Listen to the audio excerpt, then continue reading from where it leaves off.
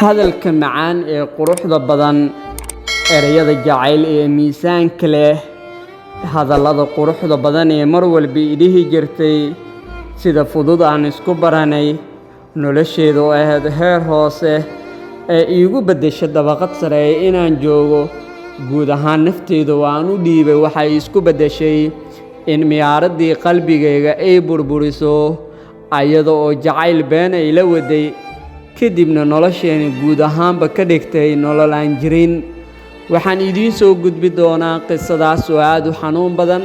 halka aad ka daawanaysiin waa barta YouTube-kan ku leenahay ee Socdaal 24, sidoo kale aaladda TikTok, Facebook. qisadan waxay ku bilaabanaysaa sida tan. wiilka aan idiin soo gudbinayo qisadiisa wuxuu ahaa wiil danyar ah, waxa uuna ka shaqaynayay meel internet ah oo waraaqadaha iyo waxyaabahaas lagu koobiyeeyo. subax walba halkaas ayuu u jarmaadayay si markaas wixii uu soo shaqaysto familkiisa iyo hooyadiisa ugu taageero. muddo ayuuna ka shaqaynayay goobtaas internetka ah, maalin walba isagoo ku qanacsanaay noloshiisa heerkay tahay. danta mararka qaar waxay tahay midkuu run sheegto adigoo ogeen halka xaalkaada uu ku dambee doono. sidaas oo ay tahay, wiilkan ayaa wuxuu ahaa wiil naxariis badan. markaan u soo degna dhanka qoyskiisa, guriga waxaa ku noolahay hooyadiis iyo sidoo kale walaashiis oo ilmo lagu soo furay. waxay dhammaantoodna wada sugi jireen wiilka halkaas wuxuu ka soo helo ayaa reerku biila jireen, maadaama reerku aysan ahayn reer wax iska heesto. muddo noloshooda markii ay sidaas ahayd, wiilkii aaladda Facebook ayuu waxa uu ka bartay gabar ku nool dibadda.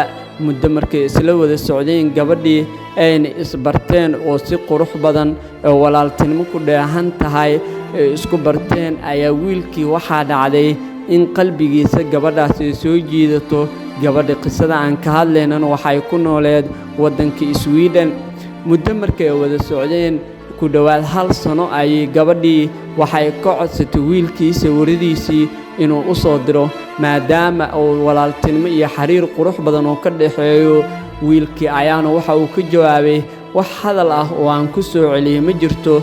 isla markiina waxaan go'aan ku gaaray in gabadha aan u diro, ayuu dhahay sawiradeedii, aniga oo aan ka rajeynayay xiriirka quruxda badan ee noo socdo halkaas inuu ka sii socdo. sawiradii aad ayay ugu qanacday. kadib halkaas waxaa ka bilowday mirihii ugu macaanaay ama mirihii galgacaylka ama leertii jacaylka ayaa ka bilaabatay. wiilkii waxaa u bilowday nolol cusub, sidoo kale wiilkii waxaa u bilowday waayo cusub. asaga oo markaas waayaha iyo nolosha cusub ee u bilaabato waa uu ku faraxsanaay, asagoo rajeynaya nolosha uu hadda ku nool yahay nolol ku qurux badan in uu ku noolaado. gabadhii sidoo kale waxay ahayd gabar mar walba niyadda u dhisi jirtay, mar walbana u sheegi jirtay asaga oo keliya inay jeceshahay oo qof kale aysan xiriir jacayl kala dhexeynin.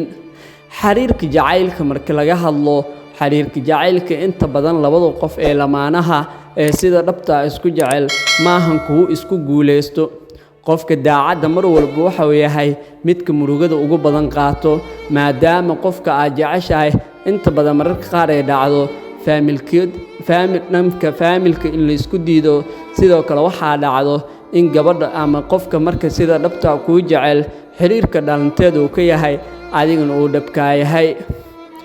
wiilku wuxuu ahaa wiil guud ahaanba isku dhiibay sidii gabadhan uu ku heli lahaay. waxaa dhacday muddo kadib gabadhii inay dhahdo, waan soo bixi rabaa, waxaana rabaa halkaa joogto inaan imaado. wiilkii lama filaan ayay ku noqotay. aad ayuu u farxay. waxa uu dhahay, waan ku soo dhaweynayaa haddii aad imaado. muddo kadib waa ay soo baxday, wuxuuna ku soo dhaweeyey garoonka diyaaradaha. garoonkii markii ay soo caga dhigatay diyaaraddii waday gabadhii ama jaceylkiisa, ayuu baabuurkii uu saarnaay gabadhii soo saaray. wuxuuna u soo kaxeeyey hoolkii ama hoteelkii oo ugu kareeyey si maalinkaas ama waqtigaas ay joogto hoteelkaasi u joogto.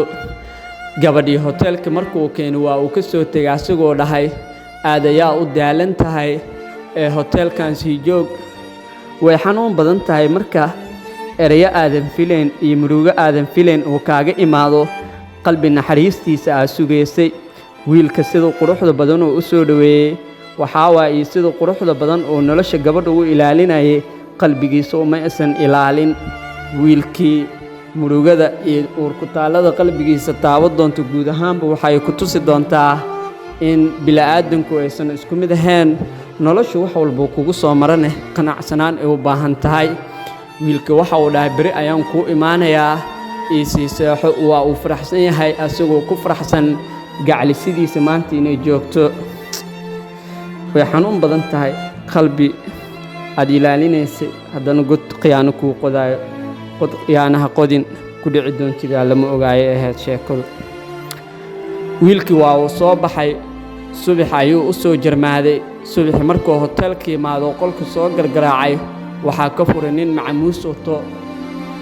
qac ayuu dhahay hadalka oo idil ayaana ka soo fuqi waayey.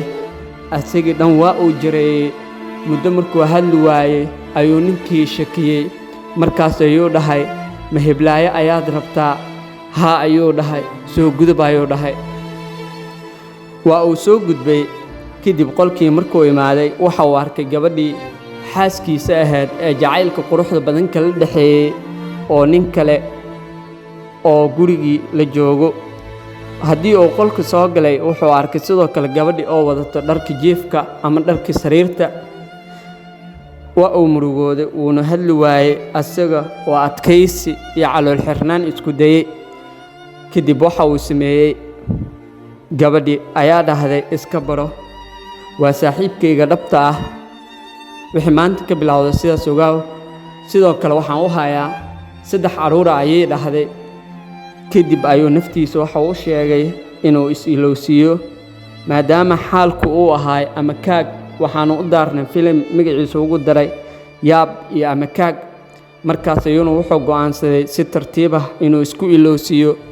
waa uu ka soo tegay asagoo dhegta meel la qabta lahayn. sidoo kale murug uurku taallo iyo dareemaya calool xanuunkii ugu xoogganaay. qalbigiisa waxaa ka yeerta qaac oosan rajaynayn taasi oo ahayd farxaddiisa in gabadhan uu la qaado doono. qisadan ay idiin soo gudbinayo waxay tahay haweeney la qabo oo ku nooleed waddankii Sweden ayaa nin kale waxay la sameysay xiriir.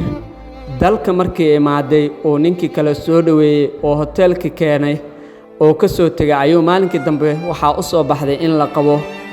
khiyaanadan oo kale hore muu aragtay mase ma kugu dhacday mase waxaa tahay dadka 3 iyo 4 iskugu wado. qalbigu waa muwaarad. qalbigu waa ilaalin.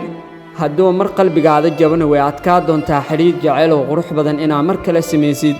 dhammaan saaxiibadeedu ku xiran barta YouTube-ka waxaan qisadan xanuunka badan ka soo xiganay ustaad Macu oo ah qisooyin qoro ustaad Macu oo ah nin qoro qisooyinka. waxaana leeyahay waa ku mahadsantahay sida mar walba qisooyinka u qorto.